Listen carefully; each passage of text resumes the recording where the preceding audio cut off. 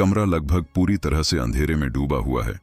केवल एक डिजिटल घड़ी की हल्की नीली चमक दीवार पर टंगी है, जो 2:22 का रहस्यमयी समय दिखा रही है।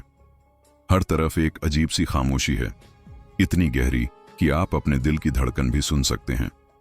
फर्नीचर की परछाइयां दीवारों पर अजीबोगरीब आकृतियां बना रही हैं, जैसे कि वे किसी अनदेखी ताकत के इशारे पर नाच रही हों।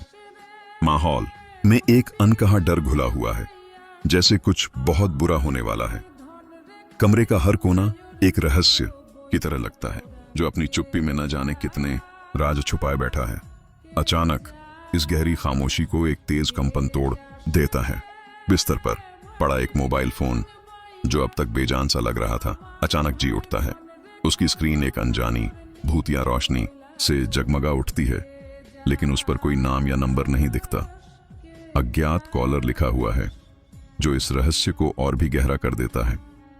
यह कंपन रुक रुक कर आता है, जैसे कोई बेताब होकर दूसरी तरफ से संपर्क करने की कोशिश कर रहा हो। स्क्रीन की रोशनी कमरे में मौजूद परछाइयों को और भी भयानक बना देती है, जिससे वे पहले से कहीं ज्यादा लंबी और डरावनी लगती हैं। यह एक ऐसा पल है जहां टेक्नोलॉजी और अनहोनी का डर एक साथ मिल जाते हैं और एक साधारण सा फोन खौफ का जरिया बन जाता है। फोन से अब एक आवाज आती है, लेकिन यह कोई सामान्य आवाज नहीं है। यह एक टूटी हुई, कांपती हुई फुसफुसाहट है, जैसे कोई बहुत दूर से, शायद किसी दूसरी दुनिया से बोलने की कोशिश कर रहा हो। आवाज में दर्द और डर का एक अजीब सम्मिश्रण है। वह बार बार एक ही बात दोहराती है, मत सोना, मत सोना, मत सोना।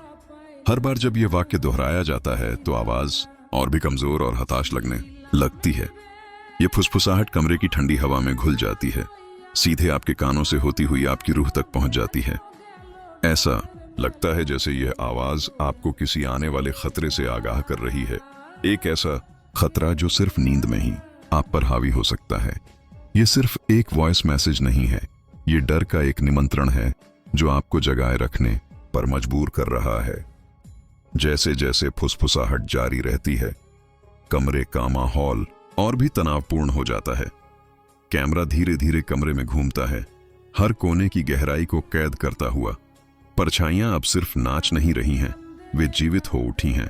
वे दीवारों पर फैलती हैं, सिकुड़ती हैं और अजीबोगरीब आकार लेती हैं, जैसे कि वे किसी अदृश्य खतरे का संकेत दे रही हों।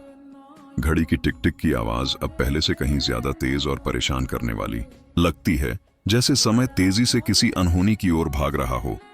हर एक सेकंड के साथ मनोवैज्ञानिक दबाव बढ़ता जाता है। यह डर किसी भूत या राक्षस का नहीं है, यह आपके अपने दिमाग का डर है, जिसे उस रहस्यमयी फुसफुसाहट ने जगा दिया है। आप जानते हैं कि आप अकेले हैं, फिर भी आपको महसूस होता है कि कोई आपको देख रहा है। अचानक फुसफुसाहट की तीव्रता चरम पर पहुंच जाती है। मत सोना की आवाज अब एक चीख में बदल जाती है, एक ऐसी चीख जो कानों को फाड़ देती है। और फिर अचानक सब कुछ शांत हो जाता है। एक पल के लिए पूर्ण सन्नाटा छा जाता है, जो पहले की खामोशी से भी ज्यादा भयानक है। और फिर एक झटके के साथ सब कुछ अंधेरे में डूब जाता है। घड़ी की रोशनी बुझ जाती है, फोन की स्क्रीन काली पड़ जाती है और कमरा पूर्ण अंधकार में विलीन हो जाता है। कुछ भी दिखाई नहीं दे रहा है, कुछ भी सुनाई नहीं दे रहा है, सिर्फ आप हैं और एक ऐसा अंधेरा जो आपकी सोच से भी ज्यादा गहरा है। क्या हुआ? वह आवाज किसकी थी? और सबसे महत्वपूर्ण सवाल, अब आगे क्या होगा?